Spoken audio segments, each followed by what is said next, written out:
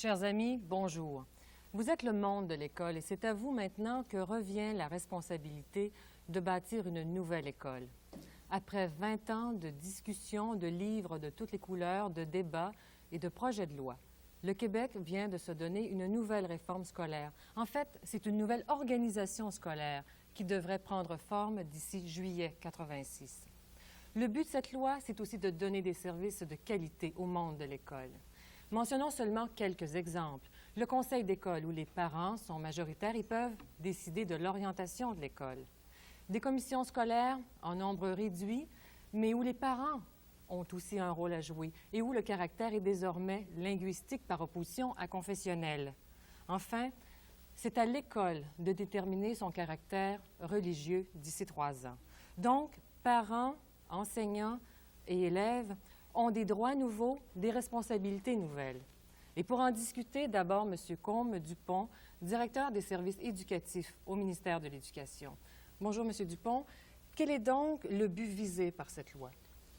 Cette loi poursuit plusieurs objectifs. Mais l'objectif central, c'est, comme vous l'avez dit, c'est de responsabiliser davantage les élèves, les parents et les enseignants dans la prise en charge de leurs projets éducatifs, dans la définition des orientations de l'école et dans l'aménagement de l'école comme environnement éducatif. Mais comment cela va-t-il se vivre? D'abord, c'est une loi qui vise les niveaux primaires et secondaires. Mais si on prend, par exemple, les parents, qu'est-ce qu'il y a de nouveau pour eux dans cette loi-là, qui les implique davantage? Alors, justement, la loi prévoit un mécanisme qui est le conseil d'école, sur lequel les parents siègent en majorité. Alors, les parents, donc, sont revalorisés dans leur rôle de responsables de l'éducation de leurs enfants sur le conseil d'école, d'une part. En outre, la loi prévoit pour les parents une place plus importante au sein du conseil des commissaires de la commission scolaire. C'est ainsi que, désormais, le conseil des commissaires sera composé de 2/3 de personnes élues au suffrage universel et d'1/3 de parents, qui sont des représentants des conseils d'école. Et on a dit tantôt que les conseils d'école étaient composés majoritairement de parents. Donc, 2 mécanismes importants qui donnent aux parents une meilleure prise sur les décisions concernant l'éducation de leurs enfants. En outre, la loi maintient des importantes fonctions consultatives des parents, puisqu'elle maintient un comité des parents au niveau de l'école et un comité des parents au niveau de la commission scolaire. Et les enseignants, est-ce qu'ils sont quand même appelés à jouer aussi un rôle important dans les décisions de l'école? Certes, lorsqu'on parle d'éducation scolaire, les enseignants ont un rôle déterminant à jouer dans l'éducation des élèves. Ils ont ce rôle par voie de délégation de la part des parents, mais ils ont un rôle à jouer. Et les enseignants sont aussi présents sur le conseil d'école. Ils doivent être au moins 2. Ils peuvent être jusqu'à 7 au niveau primaire ou jusqu'à 4 au niveau secondaire. Donc, les enseignants ont leurs représentants sur le conseil d'école. En outre, la loi prévoit la création d'un comité pédagogique composé d'enseignants et composé de professionnels. Et la loi délègue à ce comité d'importantes fonctions consultatives, mais aussi des pouvoirs décisionnels sur des questions qui relèvent de leurs compétences professionnelles. Enfin, la loi prévoit, au niveau de la commission scolaire, l'établissement d'un comité pédagogique régional et délègue à ce comité d'importants pouvoirs consultatifs. Donc, le rôle des enseignants est revalorisé aussi. Il faut peut-être ajouter que la loi reconnaît davantage la responsabilité professionnelle de l'enseignant comme individu dans sa classe. Ça veut dire que l'enseignant, le professeur, peut décider davantage de ce qu'il enseigne, comment il l'enseigne? Il ne peut pas décider davantage de ce qu'il enseigne, puisque c'est un peu prédéterminé par les programmes d'études officiels, qui peuvent être enrichis par la commission scolaire et des programmes locaux de la commission scolaire. Mais l'enseignant, dans sa classe, a la responsabilité d'adapter les programmes d'études. Il a la responsabilité aussi de déterminer ses méthodes d'intervention pédagogique auprès des élèves qui lui sont confiés. Il a aussi la responsabilité de choisir le matériel didactique qui convient à son enseignement. Il a enfin la responsabilité de choisir les méthodes d'évaluation pédagogique de ses élèves. C'est des responsabilités qui incombent naturellement à l'enseignant, mais qui sont pour la première fois reconnues dans une loi. Donc, est-ce qu'on peut dire que l'enseignant, il gagne avec la loi 3? Ça veut dire qu'il se voit mieux reconnu, il est revalorisé, sa fonction professionnelle est mieux revalorisée dans la loi. Et les élèves, parce qu'une école sans élèves, c'est un peu inutile. Donc, l'élève, lui, il se voit-il reconnaître des droits nouveaux, un rôle différent dans l'école? Pour la première fois, la loi vient reconnaître les droits des élèves à des services éducatifs. Tout le chapitre 1 de la loi est consacré à définir les droits des élèves à des services éducatifs et à définir ces services. Ça, c'est très important. En outre, la loi reconnaît aux élèves une part à la prise de décision selon différents mécanismes. Un des mécanismes importants, c'est la présence de 2 élèves du 2e cycle du secondaire, élus par les élèves de l'école secondaire, sur le conseil d'école dont nous avons parlé tout à l'heure. En outre, la loi prévoit l'établissement dans chaque école d'un comité des élèves, dans chaque école secondaire, d'un comité des élèves et confie à ce comité des fonctions consultatives auprès du conseil d'école et du directeur d'école. Que reste-t-il à ce moment-là, justement, au directeur d'école? Si les parents peuvent décider, si les enseignants ont un rôle aussi prépondérant ou très important à jouer, le directeur d'école, lui, devant parents, enseignants et élèves, que lui reste-t-il? La loi veut établir un équilibre dans le partage des rôles au niveau de l'école entre l'élève, l'enseignant et le parent. Le directeur d'école demeure un personnage extrêmement important dans l'école. C'est en quelque sorte la plaque tournante de l'école. C'est lui d'abord, l'école d'abord est sous son autorité. Ça, la loi le reconnaît clairement. En outre, le directeur d'école est celui qui est chargé d'assister le conseil d'école, donc les élèves, les parents, les enseignants, dans l'exercice des fonctions que la loi délègue au conseil d'école, notamment déterminer les orientations de l'école. Et la loi reconnaît plus clairement au directeur d'école une responsabilité d'assurer la gestion des ressources attribuées à l'école, les ressources humaines, les ressources matérielles, les ressources financières. Donc, le rôle du directeur d'école, on ne peut pas dire qu'il est modifié substantiellement, mais il est réaffirmé et il est plus clarifié aussi. D'accord. Merci, M. Dupont. Vous avez mentionné donc le conseil d'école. Est-ce que parmi vous, il y a des gens qui se préoccupent justement de ce que le conseil d'école aura réellement comme pouvoir? Alors, je vous invite à poser vos questions à M. Dupont. Est-ce que quelqu'un veut lui lancer la première pierre ou lui poser la première question? Oui, allez-y. Oui, monsieur. Moi, je me demande, c'est pas nécessairement pour le conseil d'école, mais je sais qu'auparavant, il y avait les comités d'école. Est-ce qu'il y a un dédoublement entre ces 2 comités-là? Et le pourquoi du comité d'école si le conseil d'école a quelques pouvoirs, quels qu'elles soient? Le comité d'école, bien sûr, existe actuellement en vertu des conventions collectives. Il va exister en vertu de la loi elle-même.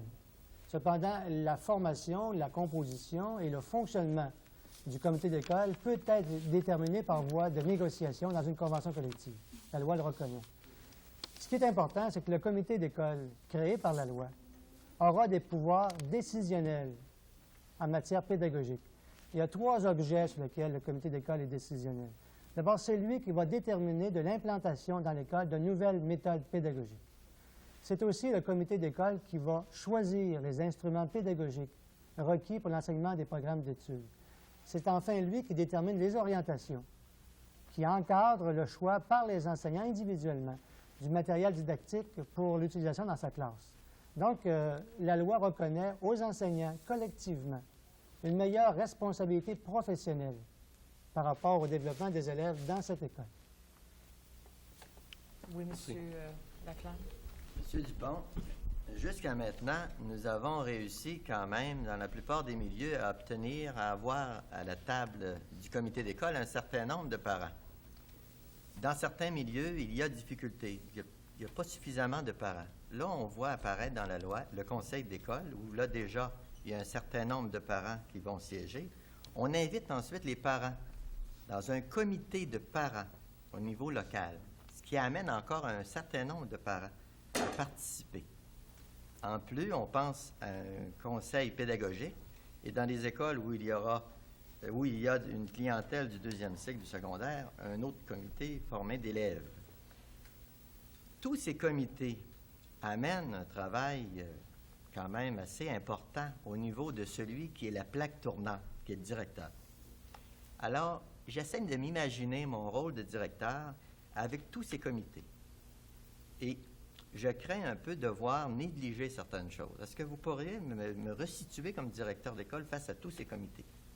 Oui. D'abord, actuellement, il faut reconnaître qu'il existe actuellement un comité des parents, qu'on appelle le comité d'école. Il existe aussi un comité pédagogique, qui est prévu dans les conventions collectives. Il existe actuellement des associations étudiantes Et la loi reconnaît formellement l'existence d'un comité d'école, d'un comité d'élèves plutôt.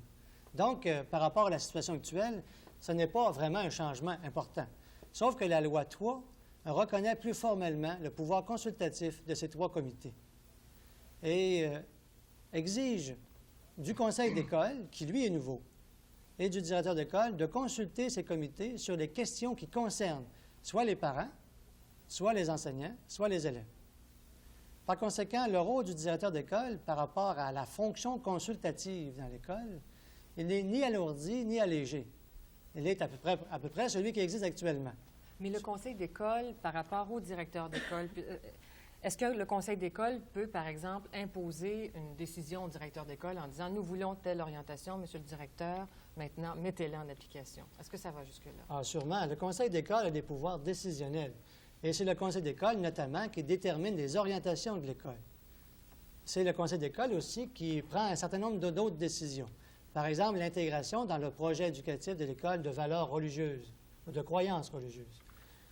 Un autre pouvoir important, celui de décider de demander la reconnaissance confessionnelle d'une école, catholique ou protestante. Le conseil d'école a aussi des pouvoirs importants concernant les règlements sur le comportement des élèves dans l'école, des règlements sur la sécurité des élèves dans l'école.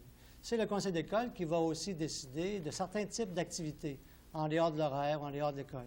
C'est le conseil d'école qui détermine l'utilisation des locaux dans l'école. C'est le conseil d'école qui va adopter les prévisions budgétaires de l'école.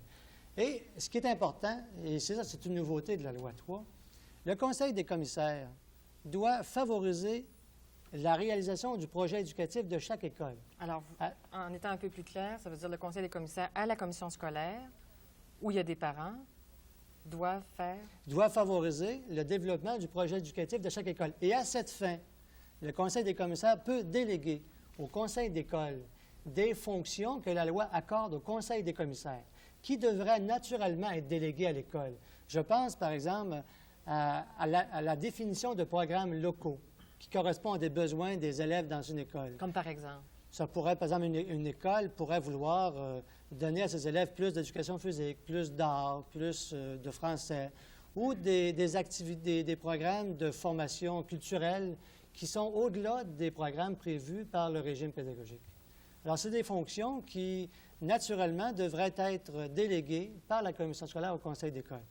Le directeur d'école, dans tout ça, puisque votre question concernant le rôle du directeur d'école, c'est essentiellement de soutenir le conseil d'école dans l'exercice des fonctions que la loi lui délègue ou que la commission scolaire voudra lui déléguer. Et lui-même, le directeur d'école, exerce certaines fonctions que la loi lui donne. Et lorsqu'il prend certaines décisions, dans le cadre de ses compétences, la loi l'oblige à consulter tantôt les élèves, tantôt les enseignants, tantôt les parents, lorsque la décision concerne ou affecte davantage les élèves, les enseignants ou les parents. Maintenant, je donnerai la parole à un autre directeur d'école qui avait demandé la parole, M. Saint-Maurice, et après... J'ai quand même l'impression qu'on fait un parallèle avec les conseils d'administration des hôpitaux, où auparavant, on avait des directeurs généraux qui étaient médecins. Aujourd'hui, on engage plutôt des administrateurs. Et j'ai l'impression qu'avec la loi 3, on va exiger beaucoup du directeur d'école en lui retirant également le pouvoir de participer de bon gré au comité de l'école. Parce qu'il y a un article dans la loi qui mentionne très bien que la régie interne d'un comité peut décider de la non-participation du directeur d'école. Voulez-vous donner un exemple? Un exemple, supposons, le comité pédagogique peut décider dans sa règle de fonctionnement... Où sont les enseignants? Où sont les enseignants, que le directeur d'école ne fait pas partie du comité. Automatiquement, le directeur d'école n'en fait pas partie. Il va recevoir, via le représentant du comité pédagogique, les argumentations, les débats, mais toujours en dehors de l'arène où se font les discussions finalement. Est-ce que dans la loi, cet aspect de la loi n'est pas dangereux parce qu'on retrouve le même aspect au niveau régional, au niveau des commissions scolaires, où le directeur général ne fait pas partie, si les comités le décident, des comités qui font marcher la commission scolaire. Alors, à l'école et à la commission, on retrouve la même ambiguïté puis la même interrogation. Est-ce qu'on peut, logiquement, enlever les têtes dirigeantes d'une école des comités dont ils devraient faire partie au bon gré des gens qui en font partie? Monsieur Dupont. Oui, c'est un problème qui n'est pas réel. C'est vrai que la loi dit que le directeur d'école est membre d'office des comités consultatifs, à moins qu'une règle de régie interne d'un comité l'en exclue. Mais il faut d'abord dire que les comités sont d'abord des comités consultatifs qui donnent des avis au conseil d'école ou au directeur d'école sur les décisions qu'il prend. Donc, le directeur d'école, naturellement, malgré cette disposition, lorsqu'il adopte une décision ou lorsqu'il informe d'une décision du conseil d'école, les comités ils ont tout naturellement Ils ont intérêt. ils ont intérêt à avoir le directeur d'école pour comprendre le sens de la décision et donner un avis, parce que c'est des comités consultatifs. Il y a une exception, c'est le comité pédagogique local, qui, lui, est décisionnel. Mais justement, il est décisionnel. Et pour prendre ses décisions, lui aussi, il aura besoin d'éclairage ou d'informations. Mais il est décisionnel, il faut que ce soit les enseignants qui prennent ces décisions, et c'est ce qu'il faut faire si on veut reconnaître la compétence professionnelle des enseignants. Ce que la loi 3 veut faire, c'est veut rétablir un nouvel équilibre dans la responsabilité de chacun. Le conseil d'école n'est pas un administrateur. Ce n'est pas comme un conseil d'administration d'un hôpital. Le conseil d'école, c'est un conseil d'orientation. On l'appelait de même dans la loi 71. C'est un conseil d'école qui a des pouvoirs décisionnels en termes d'orientation, en termes de définition de politique, en termes de directives. Mais le gestionnaire, c'est le directeur d'école. C'est lui qui gère les ressources. Les comités sont consultatifs, ils ne sont pas décisionnels, sauf sur 3 sujets concernant le comité pédagogique. Alors, on établit un partage de compétences qui tiennent compte davantage de la responsabilité propre de chacun. Un parent, c'est un parent. Un enseignant, c'est un professionnel. Un directeur d'école, c'est un gestionnaire pédagogique dans l'école. Il gère la pédagogie puis il gère les ressources aussi. Monsieur Dupont, puisque le conseil d'école ne semble pas avoir d'argent, mais que c'est le directeur qui assume les gestions, est-ce que le conseil d'école peut vouloir atteindre des fins sans avoir les moyens? Le conseil d'école a de l'argent. La loi prévoit que la commission scolaire qui reçoit des ressources du gouvernement doit établir des règles de répartition des ressources entre les écoles. C'est elle, bien sûr, qui va déterminer le volume de ressources financières allouées à une école. Et à l'intérieur des ressources allouées par la commission scolaire, et des ressources qui sont propres à l'école, parce que la loi prévoit que l'école peut avoir des ressources propres, le conseil d'école doit élaborer ses prévisions budgétaires. C'est lui qui les élabore. Il les fait approuver par la commission scolaire, mais il les élabore. C'est lui qui les élabore. Donc, il y a des ressources. En outre, la loi prévoit que lorsque la commission scolaire établit des règles de répartition des ressources entre les écoles, elle doit prévoir dans ces règles le financement du fonctionnement du conseil d'école et des comités de l'école. De sorte que le conseil d'école aura les ressources suffisantes pour son fonctionnement, puis il aura des ressources pour élaborer ses prévisions budgétaires et prendre et appuyer les décisions qu'il prend. Monsieur, un parent maintenant qui est majoritaire, lui, au conseil d'école. Oui. Si vous le permettez, j'aimerais faire une comparaison entre la situation présente et la situation que nous permettra de vivre la loi 3. Actuellement, ce que nous vivons comme parents s'appelle de la consultation. C'est le comité d'école auprès de l'école, c'est le comité de parents auprès de la commission scolaire, et c'est aussi, d'une certaine façon, un parent commissaire qui participe là, à la gestion de la commission scolaire. L'ensemble de ces parents se retrouvent d'une manière très structurée, au moins une fois le mois, soit à l'école, pour le comité d'école, soit aussi pour la commission scolaire. Et il y a beaucoup d'échanges entre ces mêmes personnes qui jouent le même rôle à fin pratique. Il y a même une budgétisation qui est prévue au fin de leur permettre un fonctionnement qui les rend un tant soit peu autonomes par rapport à la commission scolaire. Bon. Ce à quoi nous invite la loi 3, c'est d'une part de travailler au niveau de la consultation et de travailler aussi au niveau de la décision. C'est l'aspect nouveau là, qui nous est présenté. Si on regarde l'aspect de la consultation, il y a un comité de parents à l'école. Pour en revenir, disons, à la question ou à l'interrogation du directeur d'école tout à l'heure. Ce comité-là va regrouper maximalement 15 parents. Il y a, au niveau de la commission, une prévision dans la loi au fait que, régionalement, ces parents-là se retrouvent. Si, d'une part, il y a un budget de l'école qui prévoit le fonctionnement du comité de parents de l'école, il n'y a rien de plus explicite. Il n'y a rien d'explicite dans la loi pour le financement de ce comité régional de parents-là, au niveau de la consultation. Maintenant, au niveau de l'aspect de la décision, il y a un conseil d'école où on retrouve des parents. Je reposerai même la question, là, parce qu'il ne l'a pas posée directement. Aurons-nous assez de parents pour travailler aux 2 paliers? Voudront-ils n'en faire qu'un? Si oui, comment pourra-t-on disons, aménager cela? Mais ce que je voudrais surtout faire ressortir, c'est que Est-ce qu'on peut demander à monsieur, voulez-vous garder votre idée? On pourrait peut-être demander à M. Dupont de répondre à cette de première répondre à cet partie-là. aspect-là, OK, puis revenir à l'autre après. Beaucoup de comités, peu de parents. C'est à peu près ça. Vous vous inquiétez Ben, de la il y a un risque, participation. Il y a un dans risque certains de endroits voir des parents. que Il des manque de parents parents. refusent peut-être ou une dynamique soit difficile à gérer au fin de trouver des personnes. Il faut amener là. les parents à s'embarquer dans les le deux projet. aspects. Alors, OK. je reviens à vous tout de suite, peut-être, M. Dupont, répondre à Avant cette de- première partie. Oui, je vais répondre à cette question, mais permettez-moi avant de vous dire que la loi prévoit le financement des comités de parents au niveau de la commission scolaire aussi. Maintenant, concernant la présence des parents, il est sûr qu'une loi ne peut pas changer, une loi n'a pas d'effet magique. Une loi met entre les mains des gens des outils. Et la loi prévoit la possibilité pour des parents de s'impliquer sur le plan décisionnel au conseil d'école puis au conseil des commissaires de la commission scolaire. Mais la loi leur offre des outils, c'est à eux à les prendre. Est-ce qu'il y aura assez de parents? Je sais qu'il y a actuellement 40 000 parents impliqués dans les comités d'école et les comités de parents. Et je sais que les parents ont dit qu'ils auraient une propension à s'impliquer davantage s'il y avait une prise sur les décisions qui les concernent. Est-ce qu'ils vont le faire? Les conditions sont plus favorables. En outre, la loi oblige le directeur d'école à convoquer l'Assemblée des parents pour former un comité des parents. Mais l'Assemblée générale des parents pourrait bien décider de ne pas former de comité de parents dans l'école. C'est une responsabilité qu'il leur appartient d'exercer. Mais le comité des parents, il est consultatif. Tandis que les parents, sur le conseil d'école, ils sont décisionnels. Est-ce que ce sont les parents de l'Assemblée des parents qui votent, enfin, qui délèguent des élus au conseil d'école? Pour le conseil d'école, il y a élection de représentants par l'Assemblée générale des Des parents. parents. La même chose pour la formation du comité d'école, c'est la même Assemblée générale des parents qui forme le conseil d'école, le comité d'école. Et si des parents, par hypothèse, ne voulaient pas participer ou il n'y avait pas suffisamment de parents pour exercer leur majorité au conseil d'école, que se passerait-il à ce moment-là? Si les parents ne veulent pas, s'il arrivait, c'est peut-être possible qu'il arrive dans certains endroits. Comme je vous ai dit, c'est des outils. S'ils ne sont pas utilisés, ils ne sont pas utilisés.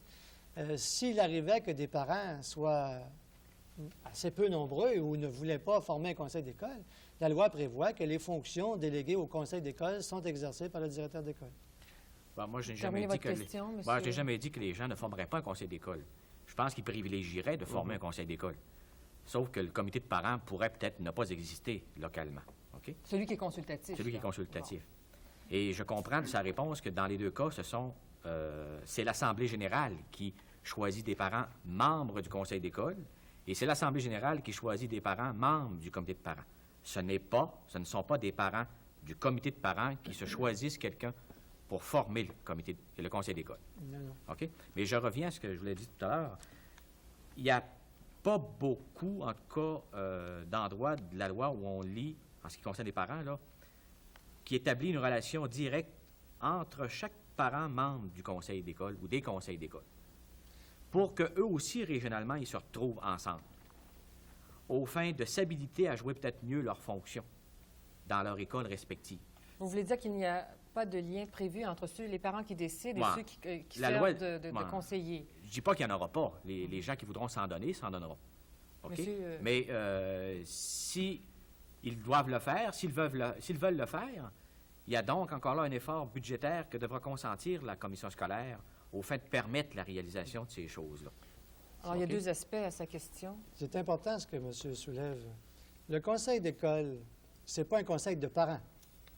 Un conseil d'école, c'est un lieu de concertation de tous les agents dans l'école pour définir l'école de qualité dont vous avez parlé.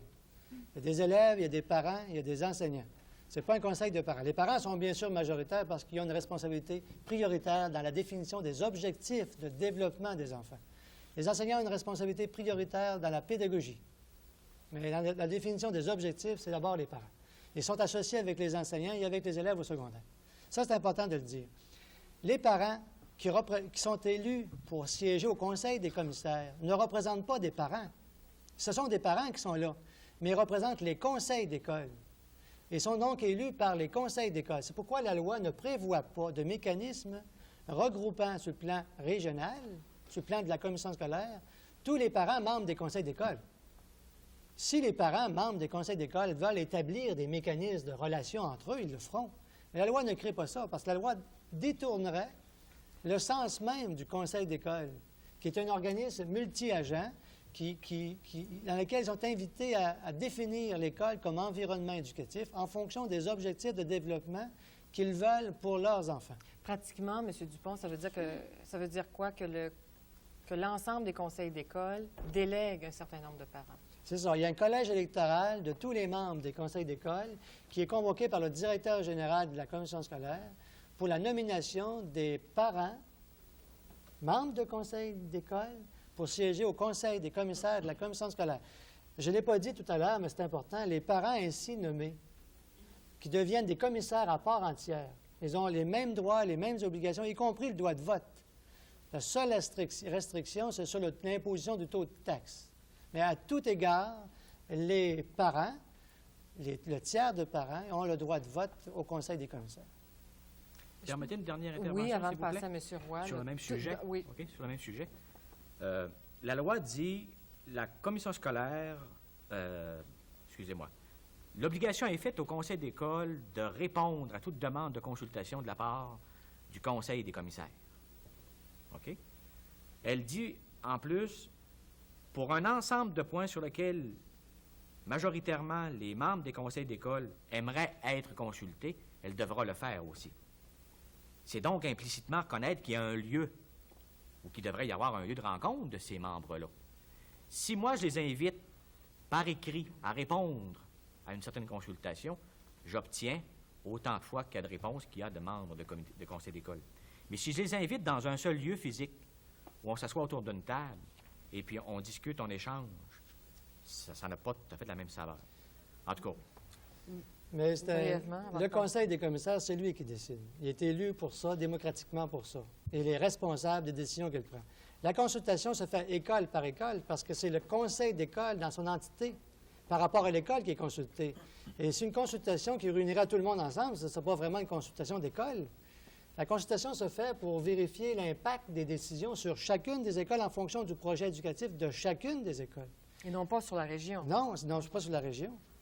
C'est pour ça que la consultation se fait du conseil des commissaires auprès de chaque conseil d'école. Monsieur Roy. Oui, moi, je trouve ça très théorique, là, c'est bien beau, ce sont de beaux mots, mais moi, je suis un enseignant impliqué avec des enfants à longueur de jour et j'aime mon boulot.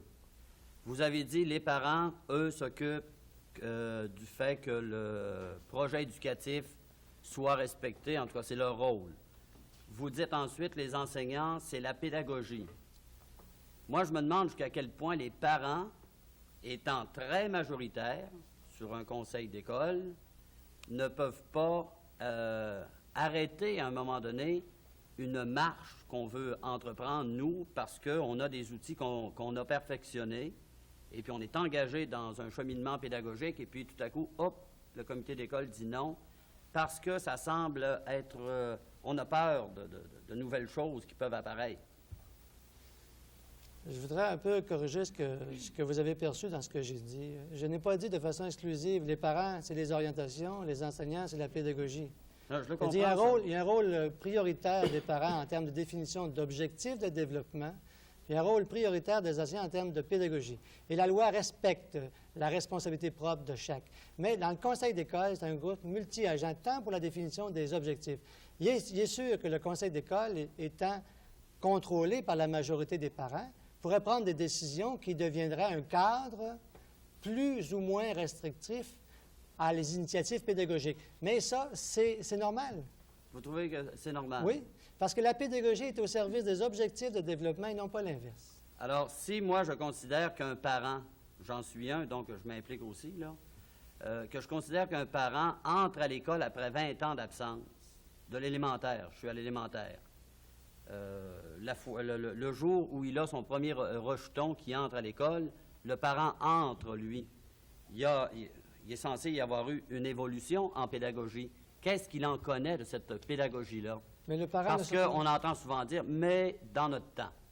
Mais le parent ne se prononce pas sur les dimensions pédagogiques. La loi est claire là-dessus, c'est une responsabilité des enseignants. D'accord, mais jusqu'à quel point il ne peut pas influencer... Alors, c'est sûr qu'il peut y avoir, on ne peut pas couper ça au couteau. les objectifs et la pédagogie. Il y a une influence entre les deux. Et c'est pourquoi le conseil d'école est voulu comme un organisme multi-agent pour que les gens puissent s'auto-influencer. Au niveau primaire, c'est au niveau primaire. Au niveau primaire, imaginons un conseil d'école de 15 membres, le maximum prévu par la loi. Il pourrait y avoir 8 parents, 7 enseignants. C'est une majorité qui est très relative. Elle existe formellement, mais elle est très relative. Même dans une école où il y aura 8 parents et 4 enseignants, bien sûr, il y a une majorité formelle, mais les décisions, ce n'est pas de même que ça se prend dans une école. Et bien sûr, il peut y avoir à certains endroits, à certaines occasions, des tensions. Mais dans le domaine de l'éducation, des tensions, il y en a... Mais est-ce que le conseil d'école et le comité pédagogique peuvent entrer en confrontation parce que le comité pédagogique, où sont les enseignants, peut décider quelque chose et le conseil d'école dit un instant, ça ne correspond pas aux orientations que nous avions définies. Est-ce que ça peut arriver? Et dans ce cas-là, qui tranche? Ça peut arriver, effectivement, et la loi prévoit que le comité pédagogique qui décide de l'implantation de méthodes pédagogiques doit le faire dans le cadre des orientations du projet éducatif. Donc, il est subordonné. Il est subordonné, voilà. oui. Il est subordonné au projet éducatif. Mais est-ce que les enseignants qui sont ici se sentent menacés un peu par le rôle que les parents vont être appelés à jouer? Est-ce que c'est un peu le sens? C'est mon cas, moi. C'est votre cas à vous. Ah oui. Il y a des parents ici qui ont des élèves au primaire. Est-ce que vous vous sentez menaçant pour les enseignants? Comment voyez-vous votre rôle, madame? Moi, je suis du primaire, je suis parent au primaire. Je comprends les réticences de monsieur parce qu'on ne sait pas se parler, enseignants et parents. Il y a eu des difficultés, on a vécu des difficultés ensemble. Ça, c'est à tout bout de champ quand il arrive des conventions collectives, le temps de négociation. Il y a toujours des frictions, on vit des problèmes. Puis, moi, en tout cas, je veux être confiante avec la loi 3. Puis, je me dis, la loi 3 nous donne la chance de pouvoir s'apprivoiser, les parents et les enseignants. Je comprends votre réticence, mais moi, je ne me sens pas patron du tout parce que j'aurais le goût de travailler sur un conseil d'école puis d'être majoritaire. Je ne me sens pas patron du tout, mais je me sens votre collaboratrice, par exemple. Parce qu'on travaille tous on a tous les mêmes buts. Moi, je vais là pour travailler pour mes enfants et vous autres pour les enfants de l'école. En tout cas, moi, je suis contente que la loi 3 me donne enfin le moyen de pouvoir s'apprivoiser, enseignants et parents.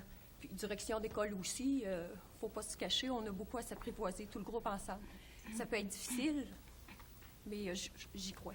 Monsieur Dupont, est-ce que Moi, j'ai rencontré beaucoup d'enseignants qui souhaitent la participation des parents dans l'école.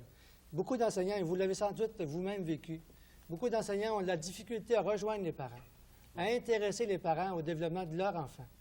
Il y a un problème qu'il faut renverser, que la loi 3 veut renverser.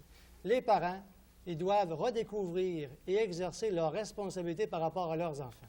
C'est pas vrai qu'ils sont responsables jusqu'à l'âge de 6 ans, puis après ça, ils abandonnent leur responsabilité, ils la délèguent totalement à l'école. C'est pas ce que je voulais dire tout à fait. Je veux dire qu'au contraire, ils entrent à nouveau à l'école. Je voulais dire qu'ils ont été absents longtemps, ils n'ont pas vu que la pédagogie, ce n'est pas une science statique, ça évolue, ils ne l'ont pas connu. Ce n'est pas un reproche que je formule, ça.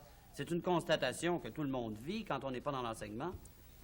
Un dernier commentaire, M. Oui, Dupont, je pense que les parents vont profiter de votre intervention. Le fait de vous rapprocher dans un conseil d'école va être profitable aux parents et à vous. Et même au niveau, votre compétence professionnelle va les influencer, même chez eux, dans le développement de leur enfant. C'est ça que je veux. Même sans conseil Mais il faut un d'école. lieu pour ça. Il faut un lieu pour ça. Et quand vous faites un lieu, vous ne pouvez pas trancher au couteau et dire, bien, tu sais, c'est majorité de parents, majorité d'enseignants. Autant d'enseignants, autant de parents, autant d'élèves. Comment définir ça? Justement, il y a au conseil d'école des élèves du secondaire. Je ne sais pas si eux veulent poser des questions là-dessus, mais oui. Bien, moi, j'aimerais savoir, c'est quoi, jusqu'où va l'implication des étudiants dans les conseils d'école? C'est quoi leurs limites? C'est quoi leur pouvoir dans ce conseil-là? Les étudiants, les élèves de l'école secondaire peuvent nommer 2 représentants sur le conseil d'école. Les enseignants sont au moins 2, ils peuvent être jusqu'à 4 au secondaire, 2e cycle, ils peuvent être jusqu'à 7 au primaire. Les élèves sont 2 au secondaire. Ils prennent part à toutes les décisions du conseil d'école. Ils n'ont pas un vote, ils ont le droit de vote, puis ils participent aux discussions, et ils ont l'influence de leurs interventions.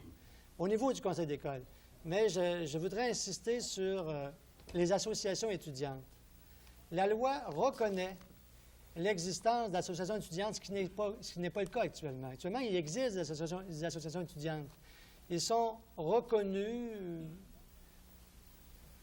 selon la bonne volonté générale des directeurs d'école. Mais là, la loi prévoit l'existence d'un comité d'élèves avec des pouvoirs. Et la loi dit que le comité d'élèves peut décider de confier à une association étudiante les pouvoirs que la loi délègue au comité d'élèves. Voilà une forme d'accréditation légale des associations étudiantes.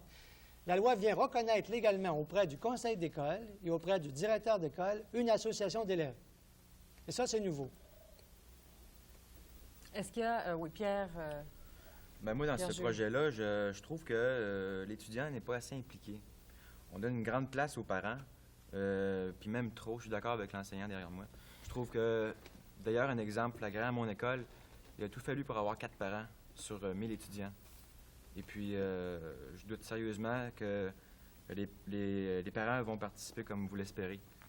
Et puis, comme question, j'aimerais vous poser, sur quoi vous êtes basé pour dire que les étudiants secondaires 1, 2, 3, soit le premier cycle, ne soient pas aptes à participer au conseil d'école? Le premier cycle, c'est secondaire 1 et 2. Le deuxième cycle, c'est 3, 4 et 5.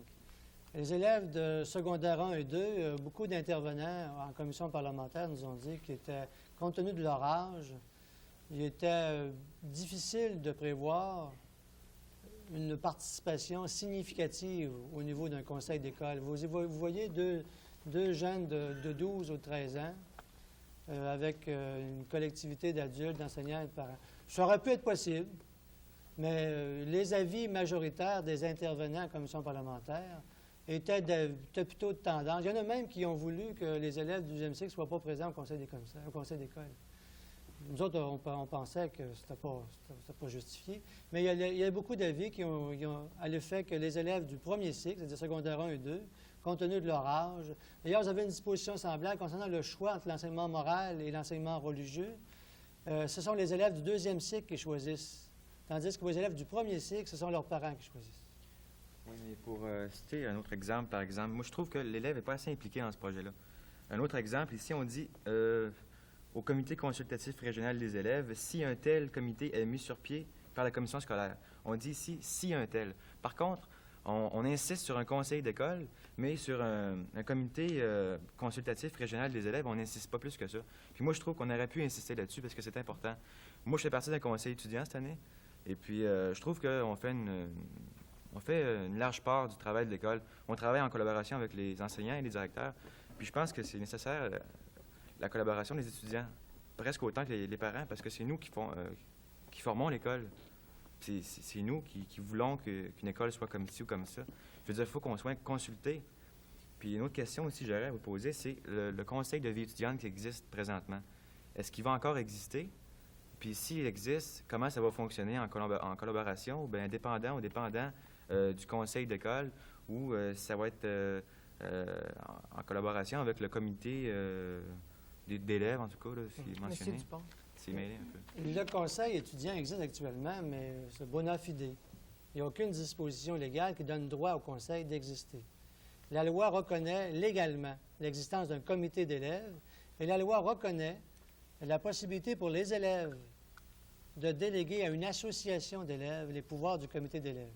Alors, si vous avez dans une école une association étudiante, les élèves qui vont être convoqués par le directeur d'école pour former un comité d'élèves pourraient très bien dire telle association, on la reconnaît comme étant représentative de nous et on lui demande d'exercer en outre de ce qu'elle fait, d'exercer les pouvoirs que la loi lui délègue. Donc, il n'y aura pas de duplicata. Il y aura un seul organisme qui serait l'association des élèves, qui serait, en vertu de la loi, reconnue formellement auprès du conseil d'école et auprès du directeur d'école, et il devrait être consulté conformément à la loi. Concernant ce que vous avez dit, la loi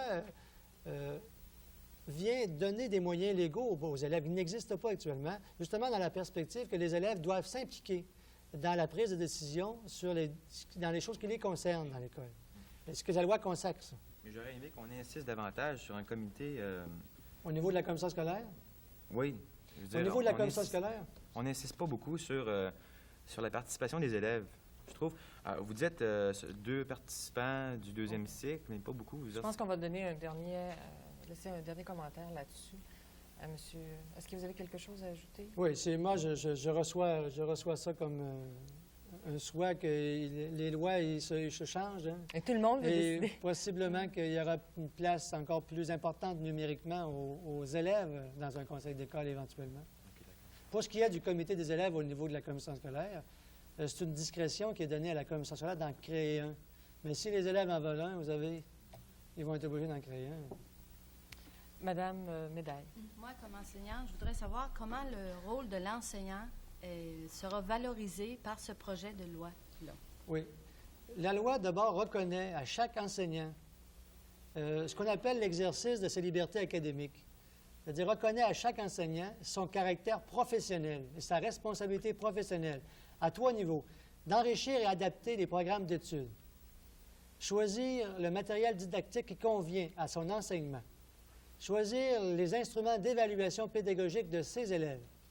Et enfin, choisir ou décider des modes d'intervention pédagogique auprès de ses élèves. Voilà des compétences propres à l'enseignant, qui sont d'ordre professionnel. La loi les reconnaît à chaque enseignant comme individu. Et la loi reconnaît aux enseignants une place sur un comité pédagogique aussi, avec des pouvoirs décisionnels sur le plan pédagogique. Dans ce sens-là, la loi reconnaît formellement aux enseignants comme individus et comme groupe des pouvoirs, qu'ils exercent, bien sûr, mais elle les reconnaît dans la loi. Merci, monsieur. Madame Médaille, cette fois-ci. Je voudrais revenir à une autre catégorie d'étudiants. Je voudrais savoir comment se situe la loi 3 face à l'éducation des adultes et de quelle façon les étudiants adultes peuvent-ils participer aux décisions qui les concernent. Le chapitre 3 de la loi 3, qui est consacré à l'école, ne s'applique pas à l'éducation des adultes. Par le mécanisme, m'excusez un peu de technique, par le mécanisme d'un article de la loi, l'article 261, qui prévoit que la commission scolaire peut créer des écoles spécialement destinées pour les adultes. Au sens de la loi, un adulte, c'est une personne qui a quitté l'école depuis 1 an, depuis qu'elle a atteint l'âge de 18 ans. Alors, si vous êtes à l'école, vous êtes rendu à 19 ans, vous n'avez jamais quitté l'école, vous n'êtes pas un adulte au sens de la loi.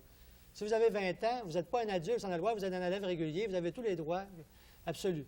Mais si vous êtes un adulte, c'est-à-dire que si vous avez quitté l'école depuis que vous avez l'âge de 18 ans, la commission scolaire peut établir des écoles spécialement destinées aux adultes et définir le mode de fonctionnement propre à ces écoles.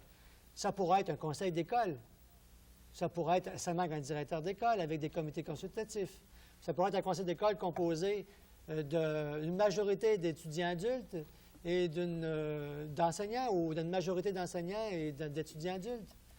C'est une discrétion qui est donnée à la commission scolaire et qu'elle devra exercer en concertation, ce que la loi dit, en concertation avec les étudiants adultes. Et lorsque c'est une école de jeunes qui donne des services aux adultes, la commission scolaire va déterminer le mode de fonctionnement de ces services dans l'école. Ils ne sont pas assujettis aux règles de l'école comme telle. Monsieur Roy, d'abord. Moi, je reviens au propos, c'est Pierre.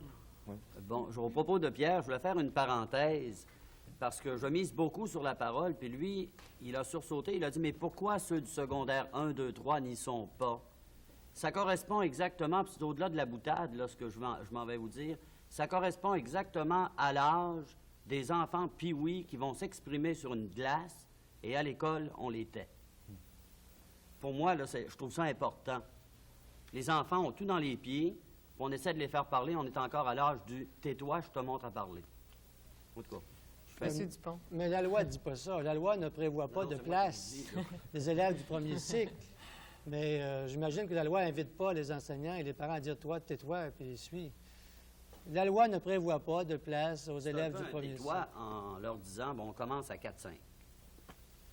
Monsieur Lavoie.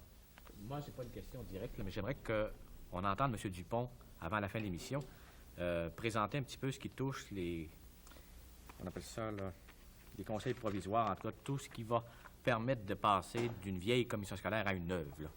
Toutes les mesures transitoires. Les mesures transitoires, là, la présence des comités d'école, les comités de parents, l'élection, le choix, les dates, les tombées, les échéanciers. Sans trop entrer dans les détails. Sans entrer dans les détails, peut-être pas immédiatement, mais qu'on prenne peut-être les 5 dernières minutes. Mais puisque vous la posez maintenant. Notre animatrice nous a dit tout à l'heure que la loi sera en application au 1er juillet 1986. pour appliquer une loi, il faut des structures d'implantation.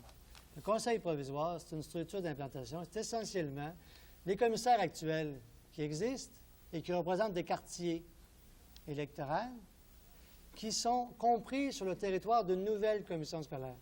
C'est eux autres qui vont former un conseil provisoire auquel on va ajouter un tiers de parents. On dit, vous êtes responsable de préparer l'année scolaire 86-87. C'est ça, un conseil provisoire. Comme il reste que 3 minutes à l'émission, je donnerai la parole à Mme Plamondon et ensuite à Mme Pelletier.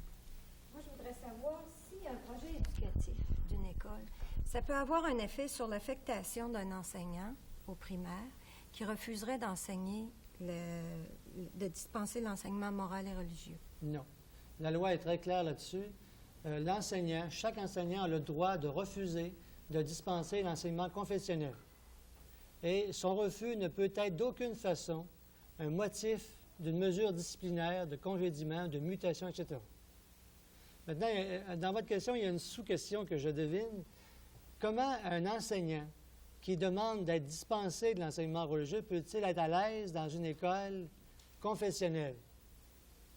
Lorsque le conseil d'école décide d'intégrer les valeurs d'une confession particulière, par exemple, les valeurs de la religion catholique, ou lorsqu'un conseil d'école décide de demander la reconnaissance confessionnelle de son école, ce projet éducatif confessionnel doit respecter pour tous les individus dans l'école, qu'ils soient des adultes, des enseignants ou des élèves, la Charte des droits et libertés de la personne.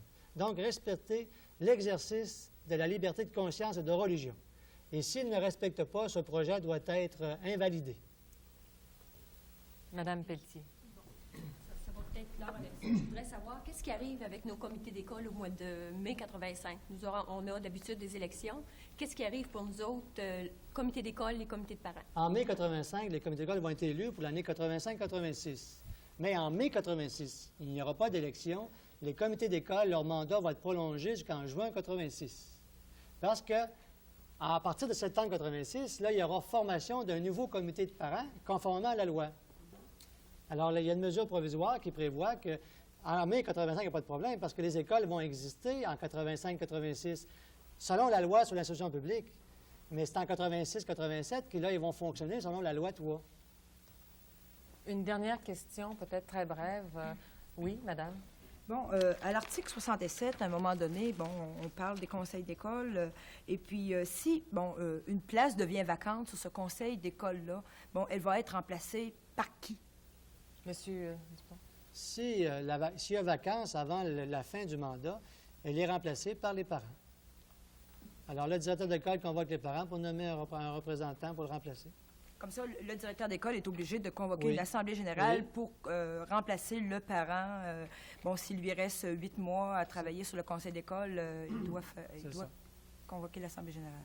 Monsieur Dupont, il reste à peu près 30 secondes, mais je sais qu'il y a des élèves avant l'émission qui se demandaient s'ils auraient encore à subir les fameux examens du ministère. Oui, la loi prévoit que le ministre peut continuer annuellement de désigner dans quelle matière il y aura des examens uniformes. Effectivement, dans le temps, on est passé de 175, on est rendu à une quarantaine. Et dans les autres matières, c'est la commission scolaire qui établit les examens uniformes au niveau des écoles. Est-ce que vous avez un mot en conclusion? Là, oui, en conclusion, ce que j'aimerais qu'on retienne de cette loi, il y a beaucoup d'objectifs d'ordre structurel. Réorganisation des territoires, une nouvelle commission scolaire linguistique. Mais ce n'est pas ce qui est plus visible, c'est ça. Mais ce qui est plus important, c'est la création d'un conseil d'école, la modification du conseil des commissaires. Merci, M. Dupont. C'était Le Monde de l'école. Ici Anne-Marie Dussault. Au revoir.